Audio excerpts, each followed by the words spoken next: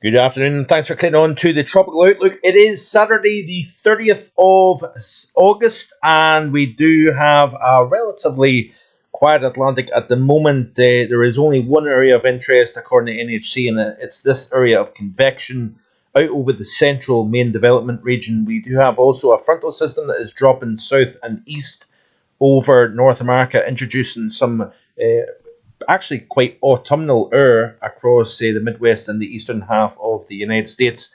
But it's this boundary here that is developing some fairly lively convection over Far East Texas through Louisiana into the southern portions of Mississippi, Alabama, Georgia, into the north of Florida.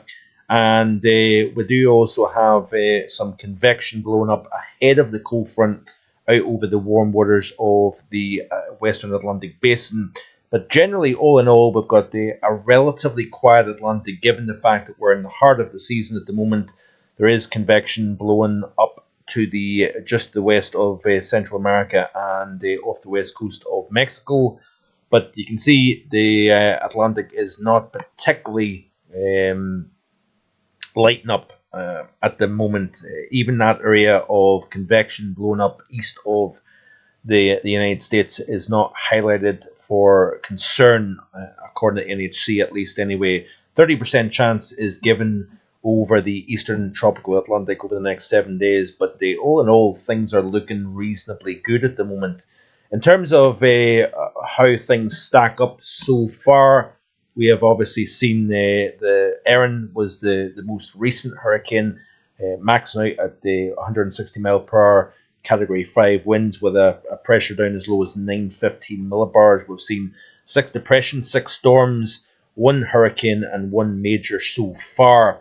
And yes, given the fact that we've not got a huge amount to speak about at the moment, it's going to be very interesting to see how the rest of the season goes. Obviously, we've still got the whole of September to go into the month of August, and things can liven up very quickly, and all of a sudden we go from what seems to be a quiet season, what is going to be potentially a quieter than average season, that all of a sudden would go above average. Obviously, 14.4 is generally the average in any given year for named systems in the Atlantic Basin. These are the tracks so far. We've obviously had a few that have headed up towards the west of Europe. That has been dictating heat wave conditions as well as unusually wet and windy conditions. The summer is ending across Western Europe on a cool, wet and windy note, and it's thanks to the remnants of Tropical Storm Fernand. But you can see it's been very quiet, especially through the Caribbean and also the Gulf of Mexico or Gulf of America. And that's quite an interesting situation, really. I think unusually strong shear through the Caribbean has kept this region relatively quiet so far. Be interesting to see how things pan out further down the road. But in terms of water temperatures, we are continuing to see the Nino region 3.4 cool, and that is certainly something that needs to be taken into consideration through the back half of this hurricane season as well.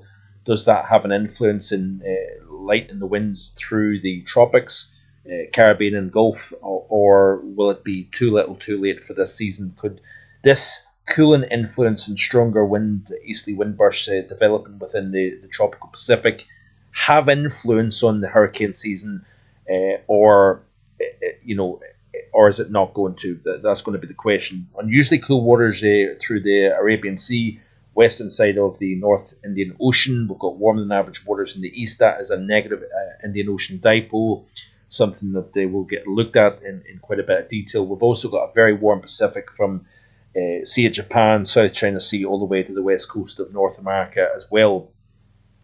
In terms of the global tropics, then, we do have literally very little going on. We've got an area of a tropical depression 20 just east of Vietnam, south of Hainan Island. We've also got an invest area of 93E over the East Pacific, but the Atlantic Basin at the moment remains quiet. And really for the end of August, within the climatological peak of the tropical season within the Northern Hemisphere, this is a very, very quiet look indeed. Now, what may make this remain quiet is when you look at the MJO, and pretty sure I had that pulled up. There we go. This is the situation out to the 14th of September. Again, subsidence largely over the Atlantic, upward motion over the Pacific, but not in a significant fashion. This is where we are at the moment here, 20th. This was yesterday, 20th of September, August, sorry. You've got the sinking motion within the Atlantic. That is providing a bit of a lid over this part of the world, hence why we've not got a huge amount of activity going on at this moment in time. We've got some strong upward motion over the West and Central Pacific Basin. We'll play it back through, again, a lot of subsidence over the Atlantic in recent times. But we've got upward motion. India, continuing to see the monsoon season going on. We've also had a very wet past 2 or 3 months over Southeast Asia into Indonesia, and also we're watching Australia as the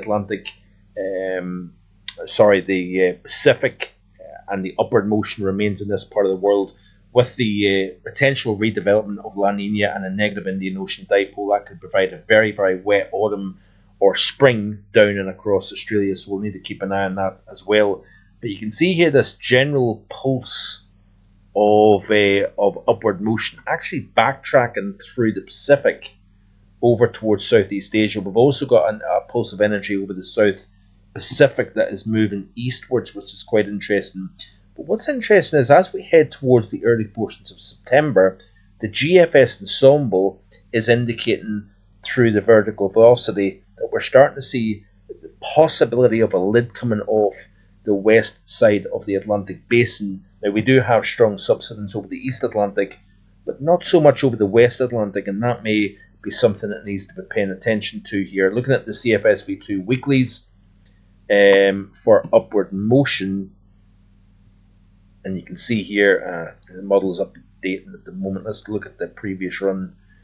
This is week 1 of the model into week 2. Again, like the GFS ensemble, it's indicating here that we may have something more conducive, certainly at least in the upper levels of the atmosphere, with more upper level divergence through the East Pacific, the Americas, West Atlantic. Yes, we've got the subsidence over the Central and East Atlantic, but this is something that we may need to watch carefully. You can see this upward motion progressing, and this is as we head into the heart of September, back half of September. Looks as if we're going to start to see something a bit more conducive developing for the Atlantic basin. Looking at the latest run of, let's have a quick look at the ECMWF model here in terms of the Atlantic. Now, we do have an area of low pressure that tries to develop along that frontal system exiting North America, continue to play through, and we're not seeing a huge amount. This is out to the middle of next week, and the ECMWF is not really enthusiastic at anything developing, keeping in mind that eastward progress of upward motion entering the Central America and West Atlantic Basin region. That's something to pay attention to, I think, here. Let's have a quick look then at the GFS model and see what it's indicating here. Go back to the current period. Play through the loop here. We've got this feature that kind of develops here over the western portion of the Atlantic, then runs around the Bermuda Azores High. We've got the multiple areas of low pressure developing the western side of the Atlantic here, associated with that trough dropping into the eastern side of North America. And it's really this runway between the positive over the central Atlantic and the negative here over eastern North America. That creates an incubation region for developing lows that will then track northeastwards and move towards the west of Europe here, providing a very, very unsettled end of summer, beginning of autumn in this part of the world. A very different story to what we've seen through much of summer, by the way. Notice here the GFS is indicating by the time we reach the end of next week a feature developing. Now remember, there's that 20% chance, according to NHC, for some sort of development here. Play it through this loop, and it looks as if it gets lost in this kind of void between a Bermuda and split between the Bermuda and Azores High. That feature then runs into that gap there, that weakness in the ridge But continuing to play through, we do have a couple of weak features trying to develop along that trade belt here. But generally speaking, not a huge amount to speak about all the way out to the middle portions of the month. Now, granted, given the fact that we're seeing this breathing of the atmosphere over the West Atlantic, we'll just continue to watch this space, I think, over the next week or so here. But all in all, things are looking reasonably positive in terms of nothing major to develop. Past 90-day precipitation anomaly. Going to look at the global past 90 days in a bit more detail in tomorrow's tropical outlook. So do check out, not that tropical outlook, the global weather report, sorry.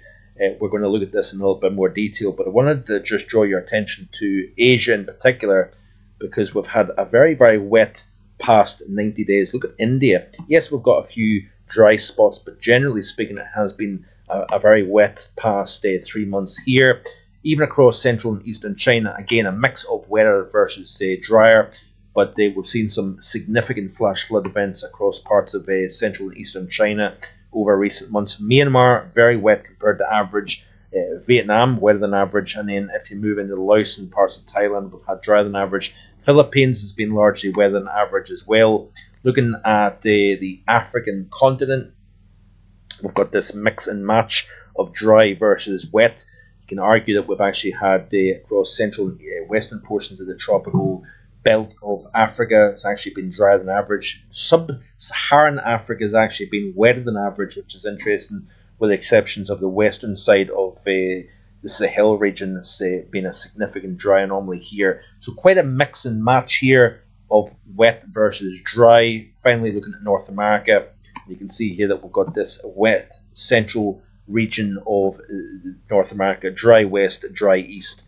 But we do have the Carolinas wetter than average down into Georgia, for example, wetter than average, Florida, and that region, South Alabama through Mississippi, Louisiana, Arkansas, drier than average. But across the heart of Texas, up into Oklahoma and Kansas, we've had wetter than average. Much of northern portions of Mexico has been wetter than average as well. So that is it. Thanks for watching. Like and subscribe, and I'll see you hopefully tomorrow with the global weather report. Bye for now.